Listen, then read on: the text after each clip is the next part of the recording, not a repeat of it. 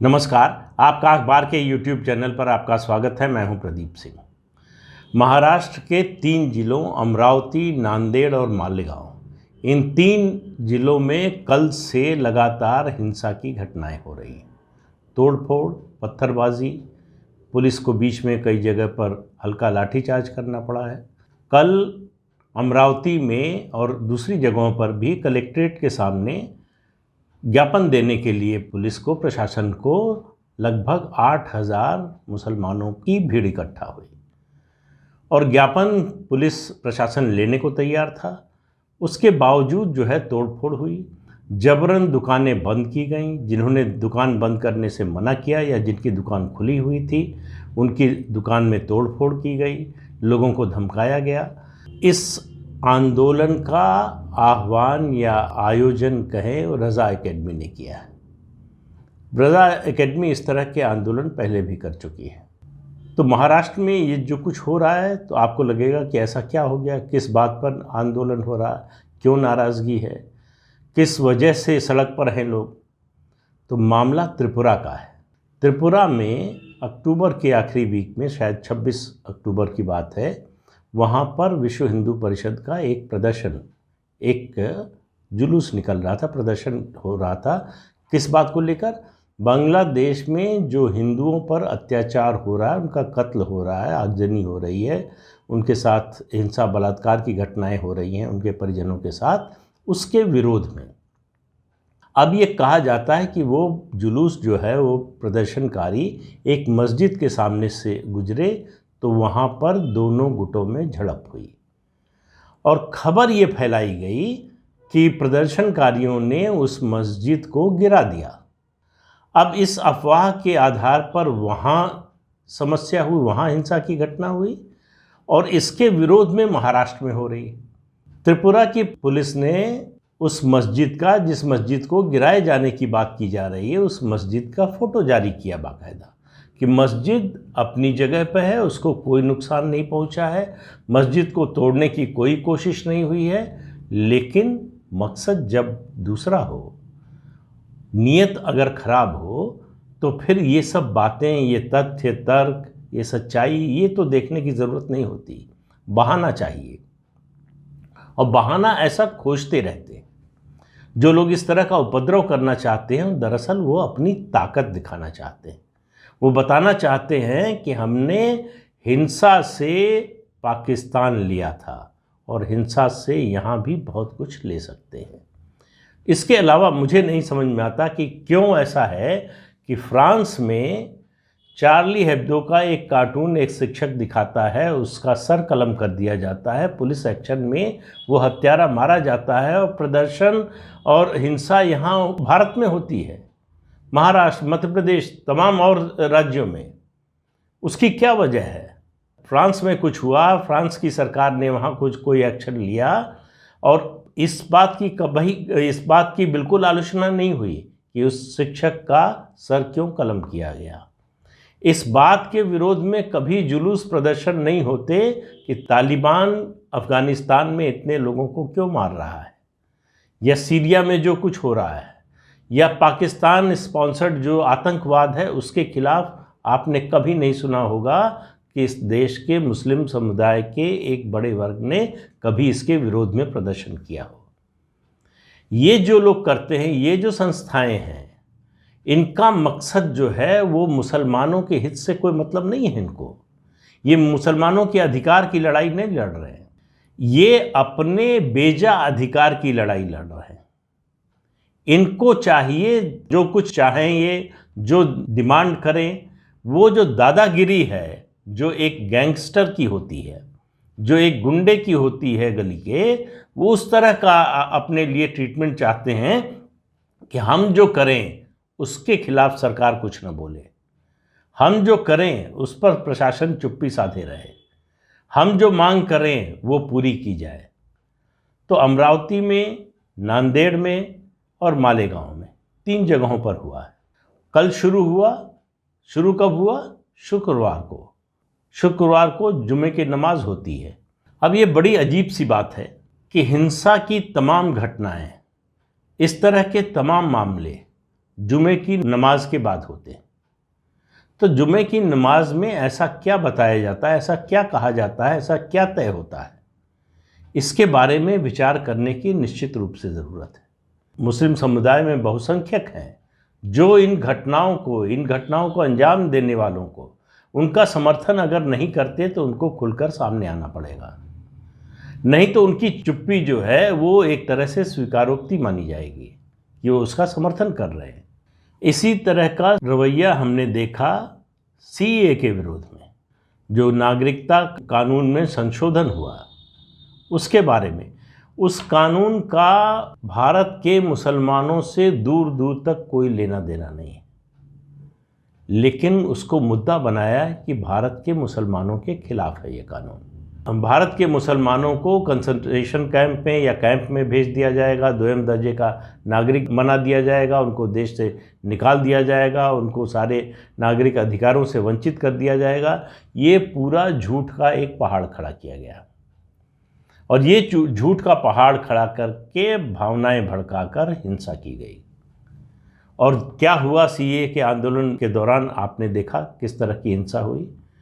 और ये बड़ी अजीब सी बात है कि जो पार्टियां मुस्लिम वोटों के भरोसे हैं या जो पार्टियां मुस्लिम वोट चाहती हैं, वो ऐसे मुद्दों पर, ऐसे मामलों पर, ऐसे समय पर चुप्पी साध लेती हैं। वहाँ पुलिस प्रशासन कोई कार्रवाई नहीं करता है, उनके खिलाफ कोई एक्शन नहीं होता है। सीए के खिलाफ जो आंदोलन हुआ उसमें एग्जेम्पलरी एक्शन का प्रमाण पेश किया उत्तर प्रदेश की सरकार ने, योगी आदित्यनाथ की सरकार ने। ये तय कर दिया कि इन प्रदर्शनों में, हिंसक विरोध में जो भी सरकारी संपत्ति का नुकसान होगा, जो तोड़फोड़ होगी, उसकी भरपाई, उसकी वसूली जो है उन्हीं लोगों से की जाएगी जिन्होंने ये तोड़फोड़ की है। नतीजा ये हुआ कि सरकार का जब नोटिस जाने लगा तो बैंक ड्राफ्ट बनवाकर जुर्माने का लेकर हाजिर हो गए प्रशासन के सामने कि ये ले लीजिए, मुकदमा मत कीजिए। ये प्रशासन की सख्ती का असर होता है और ये सख्ती का मतलब कानून का डर, कानून का राज।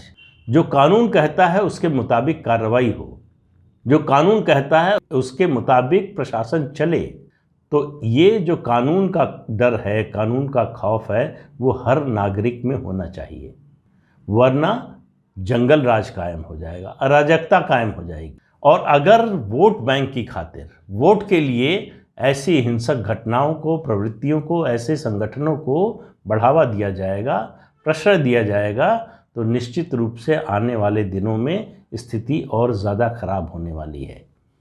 जिस तरह से मुस्लिम वोट के लिए पार्टियों में होड़ लगी हुई है, जिस तरह से मुस्लिम वोट के लिए देश की दूसरी सबसे बड़ी पार्टी और देश की सबसे पुरानी पार्टी कांग्रेस जिस तरह का रवैया अपना रही है, जिस तरह के उनके बयान आ रहे हैं, वो वही माहौल पैदा करने की कोशिश कर रहे हैं। पहले भी मैंने कल भी कहा था और आज फिर कह रहा हूं कि कांग्रेस पार्टी उस तरह का माहौल बनाने की कोशिश कर रही है जो आज़ादी से पहले था, जिसके कारण देश के विभाजन की नींव पड़ी। ये विक्टिमहुड का जो ये खेल खेला जाता है कि मुसलमान बेचारा है, डरा हुआ है, वो उसके साथ अत्याचार हो रहा है, उसके साथ भेदभाव हो रहा है, ये जो भावना है, मैं कहता हूँ कि दुनिया में जितने भी देश हैं, मुस्लिम कंट्रीज़ को भी शामिल करके कह रहा हूँ, जहाँ शरिया का राज है वहाँ भी कह रहा हूँ, जहाँ निज़ाम मुस्तफ़ा है वहाँ के लिए भी कह रहा हूँ कि मुसलमान दुनिया में अगर कहीं सबसे ज़्यादा सुरक्षित हैं तो वो भारत है। और आज से नहीं है, सैकड़ों साल से है। जिन्होंने अत्याचार किया, आक्रमण किया, उनके खिलाफ भी भारत के हिंदुओं ने, भारत के हिंदू धर्म को मानने वालों ने, सनातन धर्म को मानने वालों ने कभी कुछ नहीं किया। इस बात को समझना होगा मुस्लिम समुदाय को कि अगर उन्हें सुरक्षा चाहिए तो उनको अपनी तालिबानी सोच छोड़नी पड़ेगी। और ये अब अनंत काल तक नहीं चल सकता कि आप जो है दुर्गा पूजा का मूर्ति विसर्जन नहीं होने देंगे, दिवाली पे पटाखे नहीं चलने देंगे, होली पर रंग नहीं चलने देंगे, जुलूस निकलेगा, कोई धार्मिक जुलूस निकलेगा तो उसका विरोध करेंगे, इस रास्ते से न निकले उस रास्ते से निकले। तमिलनाडु के एक गांव का मैंने आपको किस्सा बताया था पहले कि किस तरह से उस गांव में जैसे ही मुस्लिम मेजॉरिटी हुई, मुसलमानों की संख्या ज़्यादा हुई, 80% करीब हो गई, उसके बाद उन्होंने रोक लगा दी कि कोई हिंदू त्यौहार नहीं मनाया जाएगा, कोई हिंदू धार्मिक जुलूस नहीं निकलेगा। आखिरकार चेन्नई हाई कोर्ट को इंटरवीन करना पड़ा, प्रशासन को, राज्य सरकार को कहना पड़ा कि ये बिल्कुल नहीं होना चाहिए। इस तरह से अगर हुआ तो देश में अराजकता फैल जाएगी। चेन्नई हाई कोर्ट ने अपने आदेश में कहा कि जितने त्यौहार मनाए जाते हैं, जो जुलूस निकाले जाते हैं धार्मिक जुलूस, वो उसी तरह से निकलेंगे और हर इलाके से निकलेंगे। इस आधार पर प्रशासन नहीं रोक सकता उन जुलूसों को कि इस इलाके में किसी और धर्म के मानने वाले लोग रहते हैं। तो जब तक सभी राज्य सरकारें इस तरह से सोचना नहीं शुरू करेंगी, चेन्नई हाई कोर्ट का जो फैसला है उसके मुताबिक अमल करना नहीं शुरू करेंगी, तो ये आप मानकर चलिए कि सांप्रदायिक सद्भाव कायम नहीं रहने वाला है।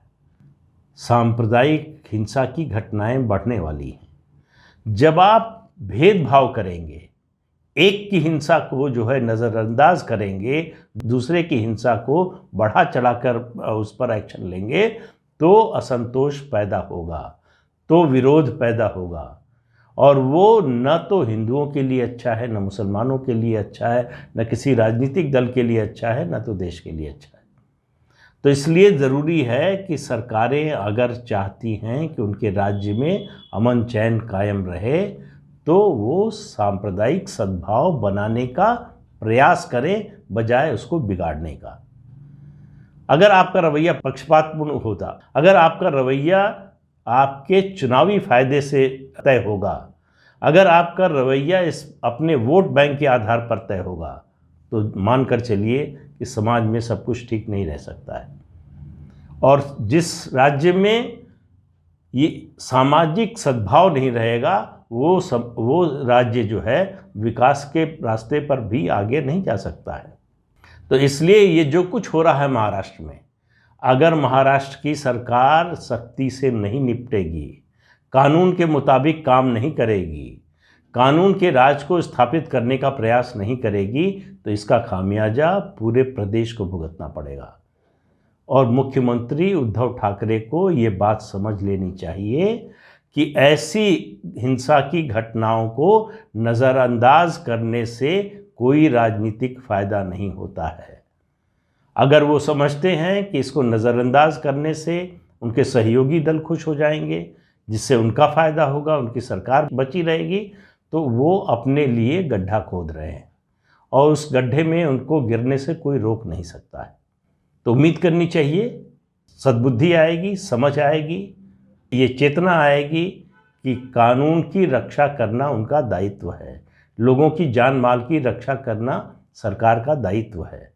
अपने कर्तव्य के प्रति जागरूक होंगे, ये उम्मीद, इसी उम्मीद के साथ आज के अंक में इतना ही।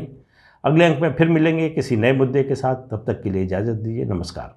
आपको याद दिला दें कि ये चैनल देखिए, शेयर कीजिए और सब्सक्राइब ज़रूर कीजिए। हाँ, कल रविवार है, रविवार विशेष का दिन है। रविवार विशेष में इस मुद्दे पर बात करेंगे कि कैसे आज़ादी के बाद, ख़ास तौर से महात्मा गांधी की हत्या के बाद, आरएसएस के खिलाफ एक सुनियोजित षड्यंत्र चला और जब तक उस पर प्रतिबंध था तभी तक नहीं, प्रतिबंध हटने के बाद भी कैसे दमन का चक्र चला उस दौरान, क्या क्या हुआ, एक उदाहरण से, एक व्यक्ति के उदाहरण से समझाने की कोशिश करूँगा। देखिएगा ज़रूर। नमस्कार।